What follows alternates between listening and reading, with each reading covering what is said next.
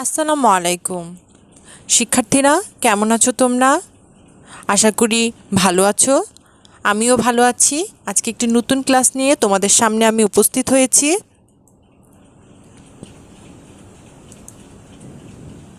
Police line school and কলেজের online ক্লাসে তোমাদের সবাইকে স্বাগতম। প্রথমে আমি আমার পরিচয় জানিয়ে দিচ্ছি। আমি জিন্নাত আরা, সহকারী শিক্ষক, সমাজবিজ্ঞান, police line school and college, Rangpur. প্রথমেই পাঠ পরিচিতি। আজকে আমরা নবম ও দশম শ্রেণীর পরিণতি ও নাগরিকতা বিষয়ে অধ্যয়ন করব। আজকে আমরা সপ্তম অধ্যায় সম্পর্কে আলোচনা করব। তো চলো শিক্ষার্থীরা, আমরা আমাদের আলোচনায় চলে যাই। আজকের আলোচ্য বিষয় অর্থাৎ আজকে যে পাঠটি নিয়ে আমরা আলোচনা করব সেটি হলো গণতন্ত্রের রাজনৈতিক দল ও নির্বাচন, অর্থাৎ এই অধ্যায় সম্পর্কে আমরা আজকে আলোচনা করব। গণতন্ত্রের রাজনৈতিক দল ও নির্বাচন অধ্যায়টি নিয়ে আজকে আলোচনা করব। মূলত এটি পরিণতি ও নাগরিকতা বিষয়ে সপ্তম অধ্যায়।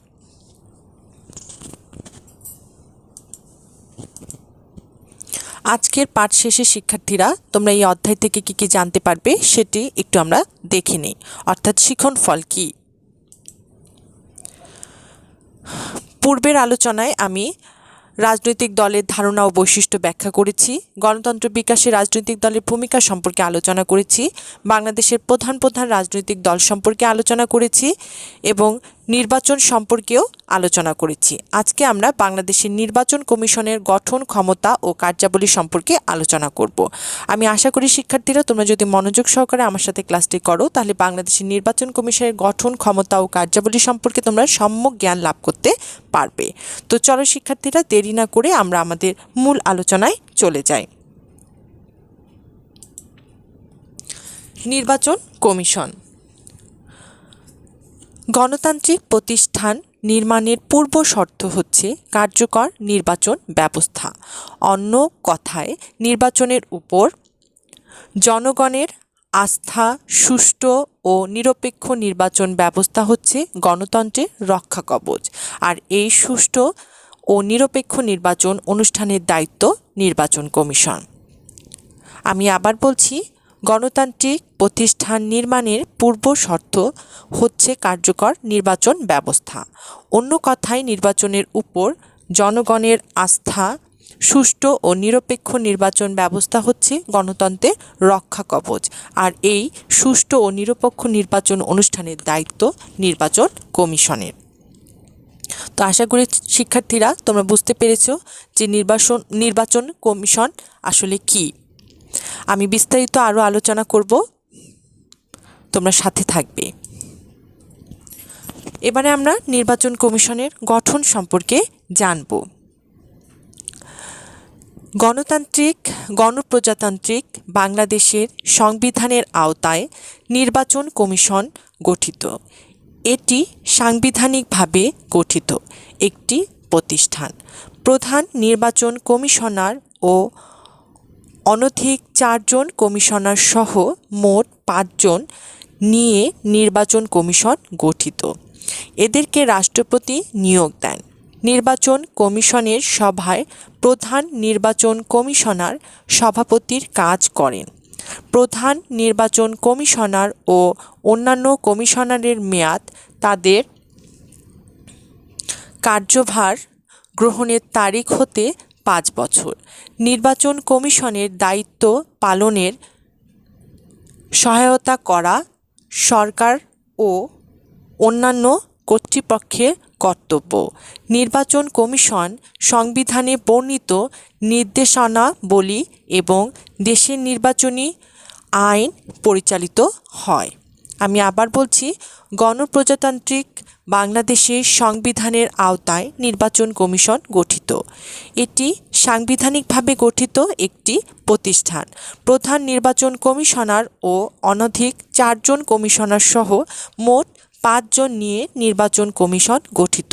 এদেরকে রাষ্ট্রপতি নিয়োগ দেন। নির্বাচন কমিশনের সভায় প্রধান নির্বাচন কমিশনার সভাপতির কাজ করেন। প্রধান নির্বাচন কমিশনার ও অন্যান্য কমিশনারদের মেয়াদ তাদের কার্যভার গ্রহণের তারিখ হতে 5 বছর।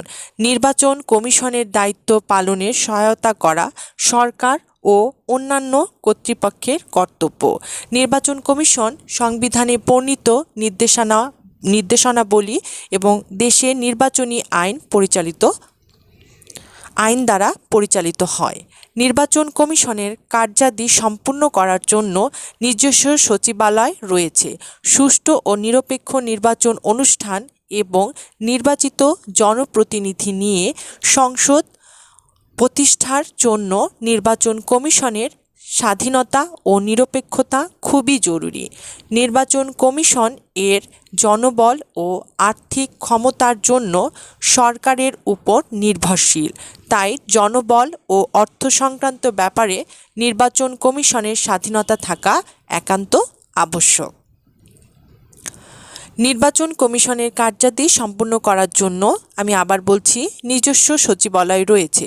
সুষ্ঠু ও নিরপেক্ষ নির্বাচন অনুষ্ঠান এবং নির্বাচিত প্রতিনিধি নিয়ে সংসদ প্রতিষ্ঠার জন্য নির্বাচন কমিশনের স্বাধীনতা ও নিরপেক্ষতা খুবই জরুরি।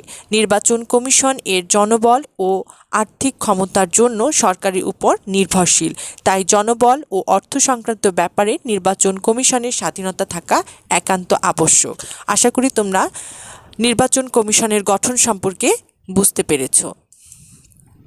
এবারে আমরা নির্বাচন কমিশনের ক্ষমতা ও কার্যাবলী সম্পর্কে জানব।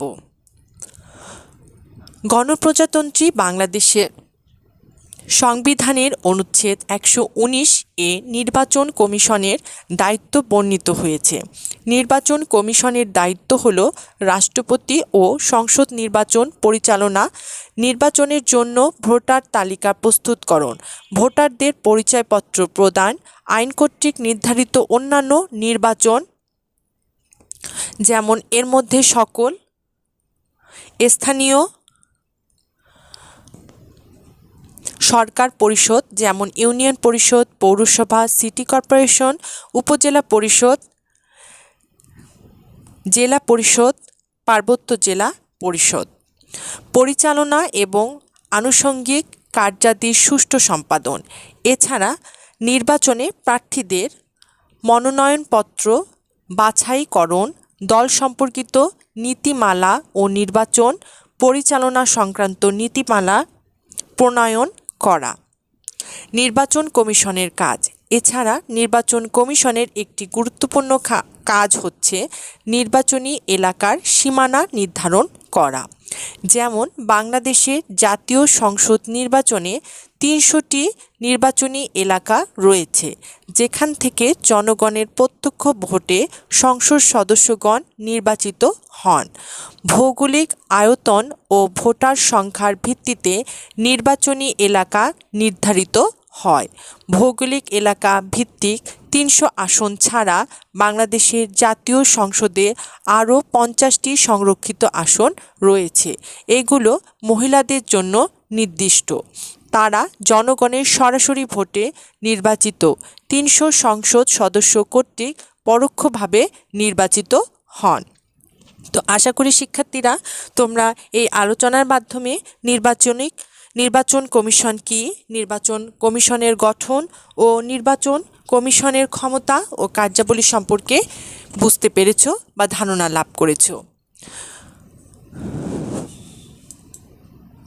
এবারে বাড়ির কাজ। আমি একটি সৃজনশীল প্রশ্ন দিয়েছি, এটি মূলত আমি অনুশীলনী থেকেই দিয়েছি।